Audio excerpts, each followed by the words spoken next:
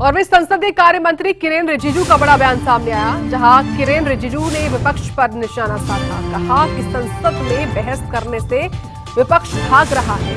कांग्रेस ने संवैधानिक संस्थाओं का अपमान किया। ये तमाम बातें संसदीय कार्य मंत्री किरेन रिजिजू की ओर से कही गई है कि संसद में बहस करने से विपक्ष भाग रहा है और कांग्रेस ने संवैधानिक संस्थाओं का अपमान किया। क्या कुछ और क्या उन्होंने, आपको सुनाते हैं। प्रधानमंत्री जी ने सारा कैबिनेट को बताया कि देखिए, रिकमेंडेशन में तो प्राइम मिनिस्टर को इस प्रोविजन से बाहर रखा जाए, लेकिन प्रधानमंत्री नहीं माने। मोदी जी कहा कि नहीं, प्रधानमंत्री को एक्सेप्शन क्यों मिलना चाहिए।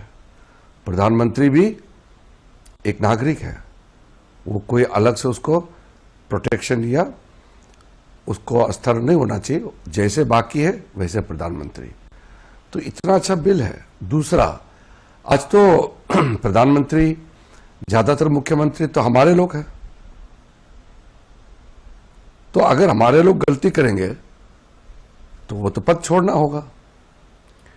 नैतिकता का भी कोई चीज होता है कि नहीं। इसलिए अगर अपोजिशन पार्टी सचमुच में नैतिकता को पैमाना मान करके अगर सोचते तो वो इस बिल को स्वागत करते। एक्चुअली कांग्रेस पार्टी को पार्लियामेंट में कोई चर्चा से इंटरेस्ट ही नहीं है।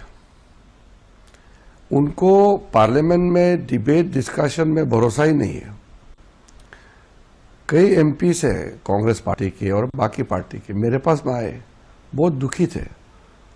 कहते हैं कि पहले बार चुन के आए हैं, पार्लियामेंट चलता नहीं है, भाषण देने का मौका मिलता नहीं है, अपना कॉन्स्टिट्यूंसी का बात रखने का मौका नहीं मिलता है। तो मैं कहता हूं कि राहुल गांधी और कुछ विपक्ष के लोगों को बोलिए कि उनके वजह से अगर पार्लियामेंट नहीं चलता है तो नुकसान ऑपोजिशन एमपीज का होता है। सरकार तो बिल पास कर लेगा, अगर हंगामा होता है तो भी देश हित में हम तो बिल पास कर ही देंगे, लेकिन बिना चर्चा का बिल पास होना ठीक नहीं है। हम मानते हैं कि चर्चा होना चाहिए। तो सरकार तो, मैं आपको एक चीज बताता हूं, जो अधिकारी होते हैं ना, ऑफिसर्स, वो तो पार्लियामेंट नहीं चलने से तो वो आराम है। उनको जवाब देने के लिए तैयारी नहीं करना पड़ता है। उनका रात रात जाग करके सारा वो क्वेश्चंस का, ब्रीफिंग्स का नोट तैयारी नहीं करना पड़ता है। नुकसान किसका है? सवाल पूछने वालों का। पार्लियामेंट्री डेमोक्रेसी में एक चीज आप सोच लीजिए, पार्लियामेंट ऑपोजिशन का होता है, क्योंकि सरकार को जवाब देना है। सवाल करने वाला ऑपोजिशन है, सवाल करने वाला ही भाग जाते हैं तो सरकार क्या करेगा? फिर भी सरकार तो देश के सामने में जवाब देती। ऑपोजिशन को चिल्ला चिल्ला करके मैं अनुरोध करता हूं कि बहस होने दीजिए, पार्लियामेंट में बहस होना चाहिए, चर्चा होना चाहिए, सबको बोलने का मौका मिलना चाहिए। ये तो मैं बोलता हूं। सरकार के तरफ से हम तो हमेशा पहल करते आए हैं।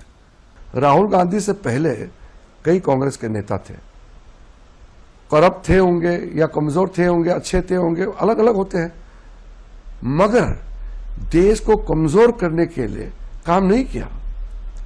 ये राहुल गांधी तो बहुत डेंजरस ट्रैक में जा रहे हैं कि जो जोर्ज सोरोस बोलते हैं कि भारत के सरकार को डिस्टेबलाइज करने के लिए $1 ट्रिलियन रखा है, या भारत विरोधी खालिस्तान फोर्स कनाडा में, यूएस में, यूके में बैठा है, और भी कई लेफ्ट ऑर्गेनाइजेशन है जो देश के खिलाफ काम करने के लिए षड्यंत्र रचा रहे हैं।